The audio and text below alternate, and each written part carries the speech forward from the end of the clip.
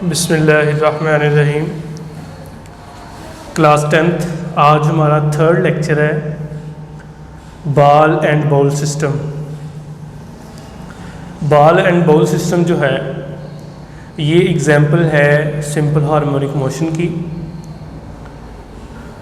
इसमें हमारे पास एक बाउल होगा और बाउल के अंदर हमने एक बॉल रखी होगी और वो ball to and fro motion perform करेगी। और टू एंड फ्रो मोशन जब वो परफॉर्म करती है तो ये ऑसिलेटरी मोशन होती है और ऑसिलेटरी मोशन की एक ख़ास किस्म है जिसको हम नाम देते हैं सिंपल हार्मोनिक मोशन का। इसलिए बॉल एंड बाउल सिस्टम जो है ये एग्जाम्पल है सिंपल हार्मोनिक मोशन की। इसमें क्या है, ये डायग्राम आपके सामने बनी हुई है।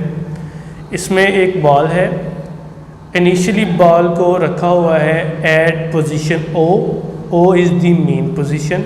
मेन पोजीशन का मतलब आपको पहले भी बताया था कि वो पोजीशन जिस पे बॉडी के ऊपर कोई भी फोर्स एक्ट नहीं करती उसे आप बोलते हैं मेन पोजीशन। इसमें मेन पोजीशन है। सबसे पहले मैं मेन पोजीशन को एक्सप्लेन करता हूँ। एट पोजीशन ओ, जब आपने बॉल को पोजीशन ओ के ऊपर रखा हुआ है तो बॉल जब पोजीशन ओ के ऊपर है तो यहाँ ये बॉडी के बिल्कुल सेंटर में है, बाउल के सेंटर में पड़ी हुई है। और इस पे जो नेट फोर्स एक्ट कर रही है वो नेट फोर्स एक्ट कर रही है ज़ीरो। नेट फोर्स कैसे ज़ीरो है देखें, जब बाउल सेंटर में पड़ी हुई है, बॉल बाउल के सेंटर में पड़ी हुई है तो सेंटर में पड़ी हुई बॉल के ऊपर एक तो बॉल के वेट की फोर्स एक्ट कर रही है और दूसरा बाउल की रिएक्शन की फोर्सेस के ऊपर एक्ट कर रही है।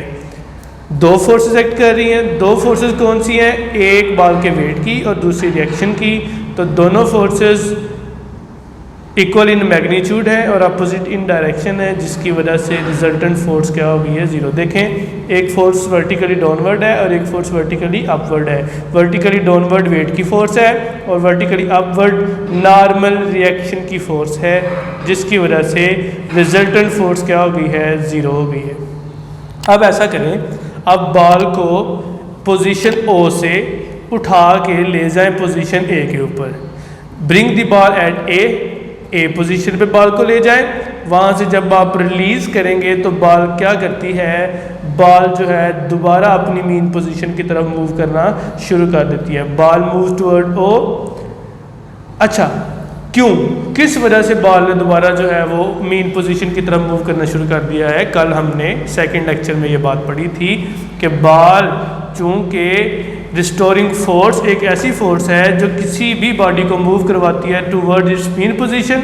जब आप बॉल को उठा के पोजीशन ए के ऊपर लेके गए हैं तो बॉल दोबारा किस पोजीशन की तरफ आना चाहेगा, अपनी मेन पोजीशन की तरफ। और जो फोर्स इस बॉल को मूव करवाएगी इस पोजीशन की तरफ, वो फोर्स रिस्टोरिंग फोर्स है। कल हमने ये बात पढ़ी थी। तो क्या हुआ, जब आपने रिलीज़ किया तो बॉल क्यों मेन पोजीशन की तरफ आना शुरू होगी, due to its restoring force. अच्छा, कल तो स्प्रिंग के केस में आपने ये बात पढ़ी थी कि उसमें रिस्टोरिंग फोर्स प्रोवाइड कर रही है स्प्रिंग की फोर्स।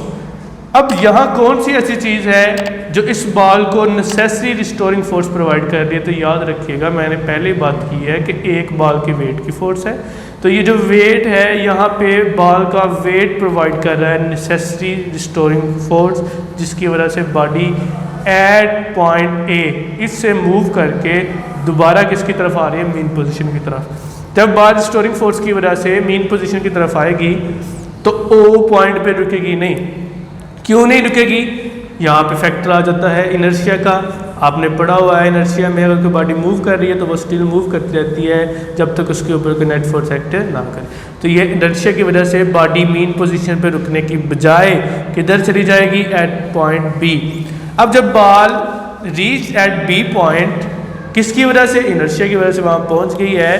तो याद रखिएगा, कल दो बातें मैंने की थी कि जब कोई बॉडी मेन पोजीशन से दूर जा रही हो तो स्पीड उस बॉडी की कम हो जाती है, जब वो टूवर्ड मेन पोजीशन आ रही हो तो स्पीड बॉडी की ज़्यादा हो जाती है। अब जब वो ए पॉइंट से आ रही है मीन पोजीशन पे, यहाँ रुकी नहीं है इनर्शिया की वजह से, बी पॉइंट की तरफ गई है, बी पॉइंट चूँकि away from the mean position है तो यहाँ स्पीड क्या हो जाएगी, डिक्रीज हो जाएगी। तो ड्यू टू इनर्शिया बॉडी नहीं रुकी। अब जब वो बी पॉइंट की तरफ जा रही है तो speed of the ball decrease हो जाएगी। क्या होगा, बी पॉइंट पे बॉल एक लम्हे के लिए रुकेगी, रुक के दोबारा ड्यू टू रिस्टोरिंग फोर्स किसकी वजह से है, वेट ऑफ द बॉल की वजह से, वो दोबारा बॉल यहाँ से मूव करके एट मीन पोजीशन आना चाहेगी। अब वो फिर इनर्शिया की वजह से नहीं रुकेगी, वो दोबारा आगे जाएगी, फिर ये इस तरह टू एंड फ्रो मोशन चलती रहेगी।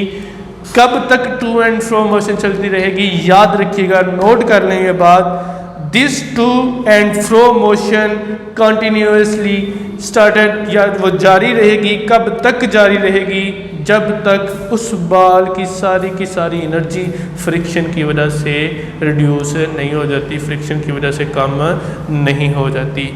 तो इस सारी बात से जो हमने आज की है, ये बात निकलती है कि बॉल एंड बाउल सिस्टम में ऑसिलेटरी मोशन होती है, और ऑसिलेटरी मोशन की वो जो स्पेशल टाइप है, वो स्पेशल टाइप कौन सी है, वो स्पेशल टाइप है सिंपल हार्मोनिक मोशन। तो आज हमने बात की है सिंपल हार्मोनिक मोशन, और इसकी एग्जाम्पल बात की है हमने बॉल एंड बाउल सिस्टम। तो इस तरह से बॉल एंड बाउल सिस्टम भी एग्जाम्पल है ऑसिलेटरी मोशन का, क्योंकि आपने देखा है कि बॉल जो है वो continuously to and fro motion perform कर रही है, जिसकी वजह से हमारे पास that is the example of simple harmonic motion.